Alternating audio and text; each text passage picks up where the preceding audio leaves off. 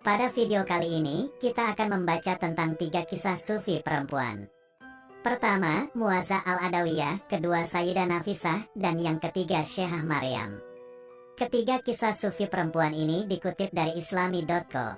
Sebelum ke uraiannya, jika berkenan, silahkan subscribe, komen, dan share. Berikut kisahnya. Adalah Muazzah al-Adawiyah, seorang perempuan sufi yang sangat tinggi tingkat syauq pada Tuhannya. Secara nasab, ia merupakan putri dari Abdullah al-Adawi yang memiliki banyak pengagum di Basrah. Kabarnya, Muazzah al-Adawiyah tidak pernah mendongakkan kepalanya ke atas langit dan tidak pernah makan sesuatu pun pada malam hari, serta tidak pernah tidur pada malamnya. Dengan kata lain, ia selalu berpuasa di siang hari, dan ketika malam selalu bermunajat kepada Sang Ilahi. Demikian keterangan Margaret Smith dalam buku berjudul Rabia the Mystic and Her Fellow Saint in Islam yang diterjemah oleh Jamilah Barja menjadi Rabiah Pergulatan Spiritual Perempuan. Buku ini merupakan karya disertasinya di Universitas London yang subjek utamanya membahas tentang spiritual perempuan sufi khususnya Rabiah al-Adawiyah. Namun selain Rabiah, disebutkan pula beberapa perempuan sufi yang terkenal dengan konsep mahabah yakni Syawanah dan Muazzah al-Adawiyah itu tadi. Menurut kabar yang beredar, Muazzah hidup sendiri, kendati sebelumnya beliau telah memiliki anak laki-laki dan suami yang meninggal dalam sebuah peperangan. Setelah suami dan anaknya meninggal, Muazzah hidup sendiri dengan perasaan malu pada dirinya sendiri, hingga tidak pernah merebahkan kepalanya. Banyak sekali orang, khususnya kaum perempuan, yang mengunjungi untuk menghibur. Kepada mereka yang datang, Muazzah mengatakan, "Selamat datang, jika kalian datang untuk menghiburku, dan apabila datang untuk tujuan lain, maka pergilah." Artinya, jika ingin menghibur kesedihannya, maka dipersilahkan. Sebaliknya, jika untuk hal lain, semisal melamarnya ataupun untuk urusan yang lain, ia segera menyuruh pergi orang tersebut. Lalu, kegetiran hidup itu membuat Muazzah mengerti tentang gambaran kecintaan pada zat yang satu, yakni Allah Subhanahu wa Ta'ala. Bahkan, diceritakan bila mana Muazzah menjadi terbiasa melakukan salat sebanyak 600 rakaat sehari semalam, dan mengatakan, "Aku heran dengan mata yang tertidur, akankah ia tahu berapa lama ia akan terpejam saat dikubur nanti?" Kemudian salah seorang temannya mengatakan, "Tidakkah engkau menyakiti dirimu dengan keadaan seperti ini?" "Tidak ada yang sakit pada tubuhku," balas Muazzah. Hal itu dipertegas oleh kesaksian seorang bernama Muhammad bin Fudail. Apabila matahari terbit, Muazzah biasa mengatakan, "Inilah hari di mana aku akan meninggal," lalu ia tidak akan memejamkan matanya hingga sore hari. Dan apabila matahari tenggelam, ia tidak tidur hingga matahari terbit di pagi hari.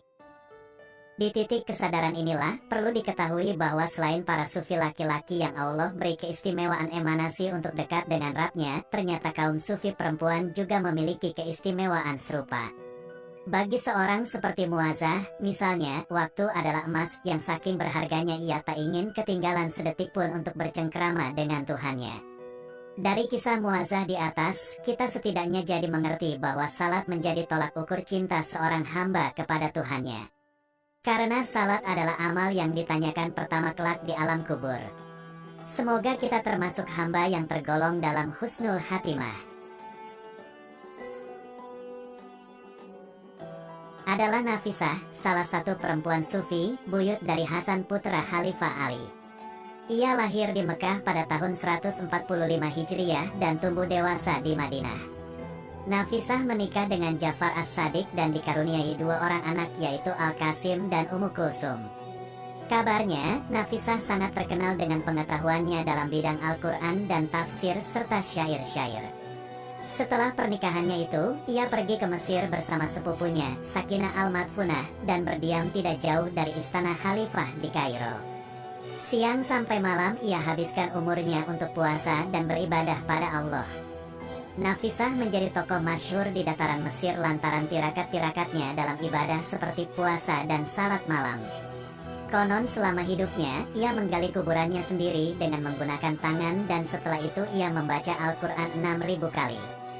Tidak hanya itu, banyak karamah yang dimiliki oleh perempuan sufi tersebut. Dalam sebuah kisah diceritakan bahwa satu waktu sungai Nil mengalami kekeringan.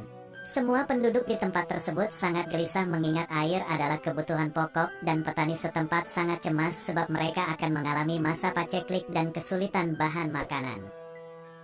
Kemudian, penduduk itu mengunjungi Nafisah untuk meminta pertolongan memohon doa. Ia lalu memberikan kerudungnya dan mengatakan kepada para penduduk untuk melemparkan ke dalam sungai yang kering itu. Sesuai arahan, mereka pun pergi ke sungai dan melemparkan ke dalam sungai itu. Lalu, apa yang terjadi? Tiba-tiba air sungai itu meluap, bahkan hingga menyebabkan banjir. Apa yang menjadi kegelisahan penduduk pada saat itu tidak sempat terjadi. Sungai yang menjadi sumber penghidupan mereka telah mengalirkan airnya kembali. Karamah lain yang dimiliki Nafisah yakni dikisahkan bahwa salah seorang putri tetangganya adalah gadis seorang Yahudi yang menderita sakit lumpuh. Pada suatu hari, orang tuanya menitipkannya untuk ditinggal pergi ke pasar. Nafisah pun datang ke rumahnya dan duduk di samping gadis memelas itu lantas mendoakannya. Setelah ia mendoakan gadis itu, atas izin Allah gadis itu sembuh dari penyakitnya. Seketika itu, orang tua dan gadis itu memeluk agama Islam. Selama hidupnya, ia menggali kuburannya sendiri dengan tangannya dan turun ke liang lahat serta membacakan ayat-ayat Al-Quran sebanyak 6.000 kali. Menjelang wafat, ia dalam keadaan berpuasa namun ia tidak mau membatalkannya ketika menjelang sakaratul maut. Nafisah mengatakan, aneh sekali bahwa aku selama 30 tahun lamanya aku memohon kepada Allah bahwa di saat berjumpa dengannya aku ingin dalam keadaan berpuasa dan sekarang di saat menjelang pertemuanku dengannya kamu mendesakku untuk membatalkan puasa. Tidak, itu tidak akan pernah terjadi. Lalu, ia mengulang membaca surah Al-An'am dan ketika ia sampai pada ayat mereka akan mendapatkan kedamaian bersama Tuhan mereka, maka wafatlah ia. Ketika Nafisah wafat, seluruh penduduk di kota itu berkumpul untuk taksiyah dan seluruh penduduk di kota itu menyalakan lilin. Tangis sedih diiringi doa-doa mewarnai kepergiannya. Penduduk kota itu mengatakan bahwa tidak akan dijumpai penggantinya. Sewaktu suami Nafisah hendak menguburkannya di kota Madinah, namun seluruh penduduk Kairo melarang dan meminta suaminya untuk menguburkan jasadnya di tengah-tengah mereka. Kepergiannya didengar di seluruh penjuru negeri. Demikianlah, sebagai sosok perempuan sufi yang tawadu, Nafisah diberi karamah oleh Allah lantaran saking cintanya kepada Tuhannya. Ibadah-ibadah yang ia lakukan semua ikhlas karena Allah. Sampai-sampai ketika wafat ia masih dalam keadaan berpuasa, menandakan ia begitu mengharap berjumpa dengan Tuhannya. Sama seperti tokoh sufi perempuan lainnya, tampilnya Nafisah dalam sejarah tasawuf Islam memberikan citra tersendiri dalam menyetarakan gender pada dataran spiritual Islam. Hal ini membuktikan bahwa perempuan juga mempunyai kedudukan yang setara dalam berbagai ruang termasuk dalam hal spiritual.